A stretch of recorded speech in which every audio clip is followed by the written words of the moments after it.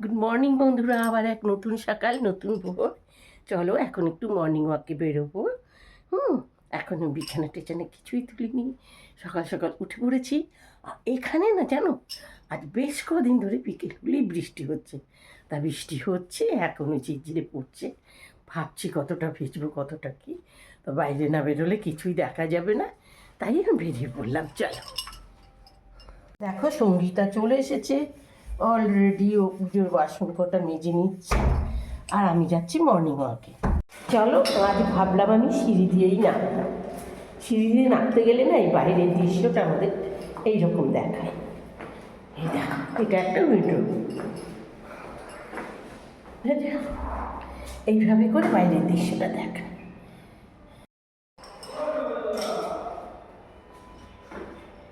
আজ মন চাইলো যে সিঁড়ি দিয়ে একটু নামি, পায়ে ব্যথা আছে জানো, কিন্তু নামছি।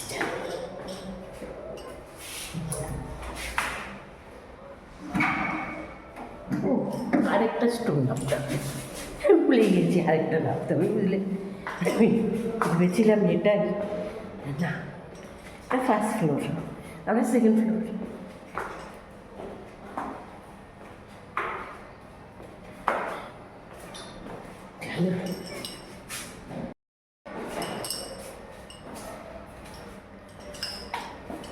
চলো, চলে এসেছি অলরেডি। মন চাইলো আজকে আমি সিঁড়ি দিয়েই নামবো। চলো, চলে এলাম। বন্ধুরা, বৃষ্টি হয়েছে, এখন রাস্তা ভেজা ভেজা রয়েছে। যদিও এখন বৃষ্টি পড়ছে না আপাতত, তবে রাস্তাটা ভেজা ভেজা রয়েছে। ছোট্ট বাচ্চা দেখো বৃষ্টিতে ছাতা মাথায় দিয়ে যাচ্ছে। ভোরের বেলা সবাই স্কুলে যাচ্ছে রেডি হয়ে, আর আমি মর্নিং ওয়াকে বেরিয়েছি।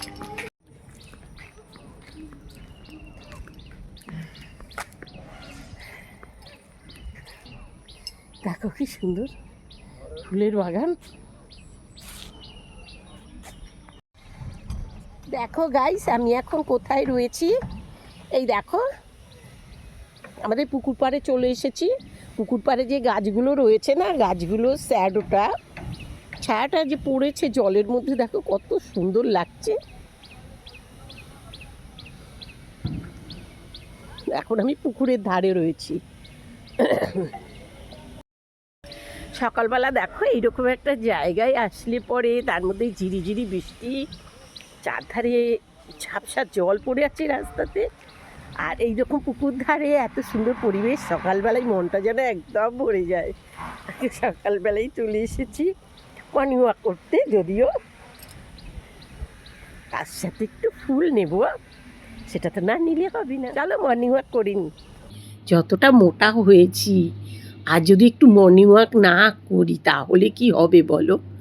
তাতে তো জানোই তোমরা, আমার কোমর পায়ের প্রবলেম আছে, লিগামেন্ট ছিঁড়ে যাওয়ার ফলে, তারপরে কোমরের ডিসটা সরে যাওয়ার জন্যে, তাই জন্যে একটু সকাল সকাল এখানে একটু বেরিয়েই পড়ছি। এটা আবার ব্যাঙ্গালোর থাকতে না হয়ে উঠতো না। ব্যাঙ্গালোরও কেন যেন পেরে উঠতাম না, অনেকটা ওপর থেকে নামা ওঠার লিফটের ব্যাপারটা না একটু ভয় লাগতো আমার, কখন আটকে যাব, এই জন্যেও কিছুটা হতো না। তো যাই হোক, এখানে এসে শুরু করে দিয়েছি, মর্নিং ওয়াক করছি। সকালবেলায় বেশ ফুল গাছ থেকে কটা ফুল নিয়ে এসে পুজো দিচ্ছি। আর ঘরের কাজের এখানে তো কোনো চিন্তাও থাকছে না, সকালবেলা বাসন মাজার লোক এসে বাসন মেজে দিচ্ছে, আর রান্নার লোক এসে রান্না করে দিচ্ছে। এটা আমার ছেলে এসেই ঠিক করে ফেলেছিল ওদের, আমি যখন ওইখানে ঘুরু ঘুরু করছিলাম ওই টাইমে আমার ছেলে ঠিক করে রেখেছে এই দুজনকে। এখন ওটা আসছে, কাজ করছে, যাচ্ছে। মানে কলকাতায় আছি না, কাজের লোক নিয়ে অতটা চিন্তা নেই, বুঝলে। যেহেতু আমি ব্যাঙ্গালোরে যখন ছিলাম, আমার ভাষাভাষী কাজের লোক পাওয়াটা খুব চাপের। অন্য ভাষাভাষীও আছে, নেই তা নয়, আছে, কিন্তু তার মধ্যে প্রবলেমটা অনেকটাই হয়ে যায়।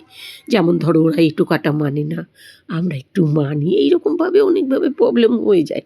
তারপর রান্নাতে ওরা সব টক দেবে, ওরা সিম্পল সব রকম সবজি দিয়ে একটা ডাল রান্না করবে। হ্যাঁ, তা আমাদের আবার সব রকম সবজি দিয়ে আমরাও খাই, কিন্তু ওরা সাম্বার করবে না, আর রোজ তো আমরা ওটা খেতে পারবো না। ইডলি ধোসা সকালবেলা ওই মাঝে সাঝে ভালো লাগে, রুটি ওরা করবে না। এরকম ভাগগুলো আমার ওখানে ছিল, এখানে সে অসুবিধাটা নেই। তাই নিশ্চিন্তেতে এইরকম ঘুরে বেড়ানো যায়।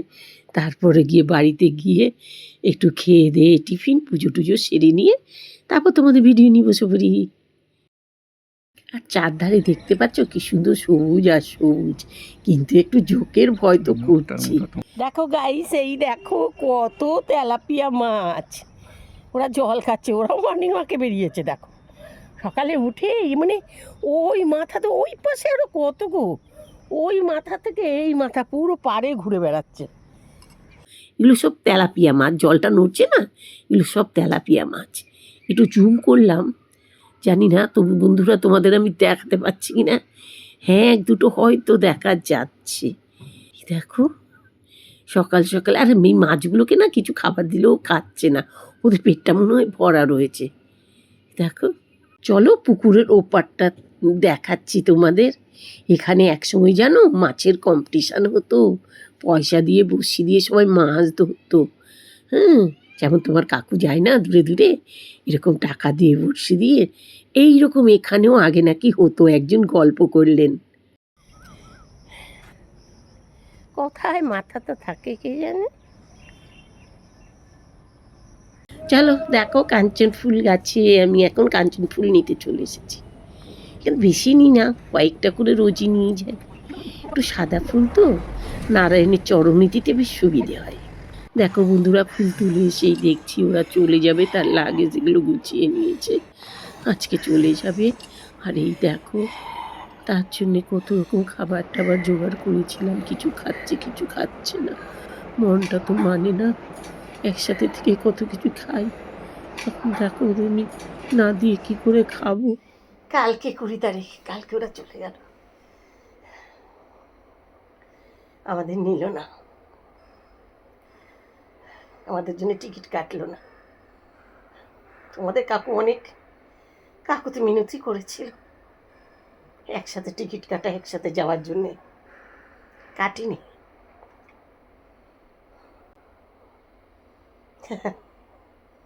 এই হলো অবস্থা। তারপর দিয়ে শুধু তাই না, যখন ওরা হাওড়া গিয়ে ট্রেন ধরবে, ছেলে গাড়ি বুক করলো, প্রাইভেট গাড়ি, ওলা উবার বুক করে, তাতে করে ওর শ্বশুর শাশুড়িকে তুলে আনলো আমার ফ্ল্যাটের সামনাতে এনে, ওরা উঠে গেল। সিট তো আর বাকি থাকে না, তাইলে ওর বাবাকে না বলতেও ওর বাবা সেদে গিয়ে তো উঠলো, একটাই সিট বাকি ছিল। আমাকে একবার বললো না সাথে গিয়ে গাড়িতে একটু তুলে দিয়ে আসতে। আগে যখন যেত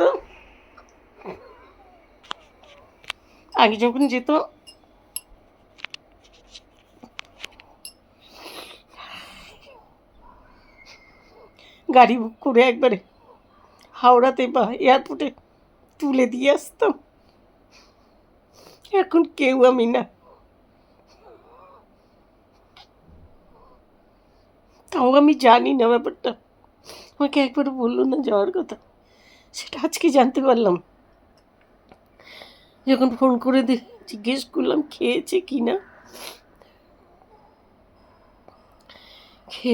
না, জিজ্ঞাসা করলাম, তখন বলল যে খেয়েছে পোলাও, আমরা তো এখান থেকে মাছের ঝোল, পটল আলু তরকারি, ভাত নর্মাল যেটা। যখন ওই জিজ্ঞেস করলাম পোলাও কোত্থেকে পেলো, গাড়িতে দিয়েছে, ওরা বলছে না ওর বাবা মা নিয়ে এসেছিলো। ওর বাবা মা এসেছিল বলে হ্যাঁ একই গাড়িতে তো গেলাম। আমি গেলেও তো সিটে হতো না, ভাগ্যিস আমি বলেনি বলে যাইনি, তাই এলে হতো না, একটা সমস্যা তৈরি হতো, যেতে বলেও নি।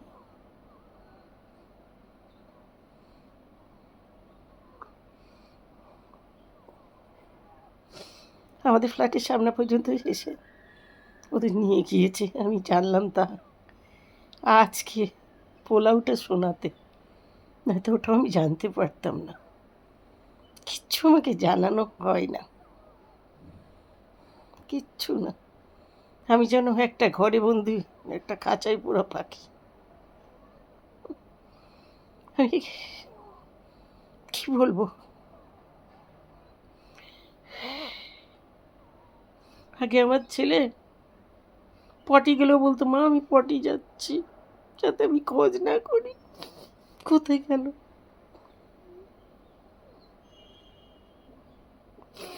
এখন কিচ্ছু জানার শান্তি নেই, বলে না আমাকে পানিশমেন্ট দিচ্ছে, বলে না কিচ্ছু। বলে তো বন্ধুরা, মাকে কোনোদিন পানিশমেন্ট দেওয়া যায়? আমাকে পানিশমেন্ট দিচ্ছে।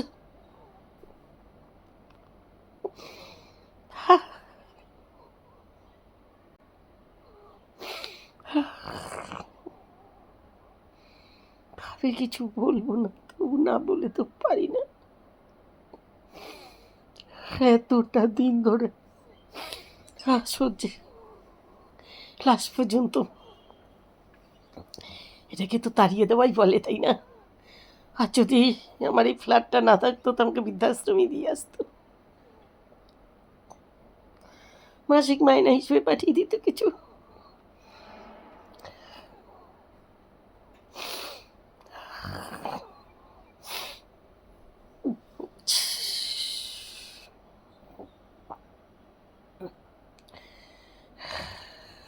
সেটা নাকি পোলাও দিয়েছে, ওইটাই এই দুপুরবেলা কালকে বেরিয়ে চাচি দুপুরে খাবে ট্রেনে।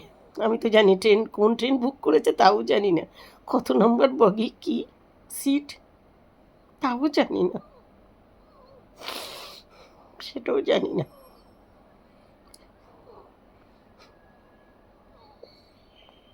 সেটাও জানি না।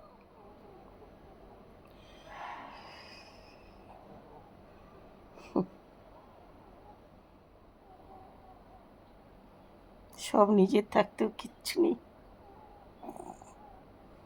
সব অন্যের হয়ে যায়।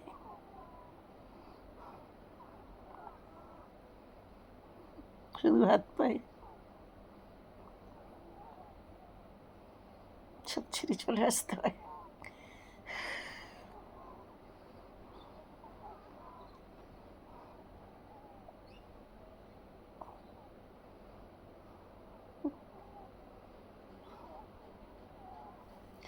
যাই বন্ধুরা, অনেক ব্যথার কথা বলে ফেললাম, থাক আজকে ভিডিওটা রাখি। জানি এত কিছু বলেছি, তার জন্য পানিশমেন্ট হবে, না বলে ফাঁকা হতে পারি না।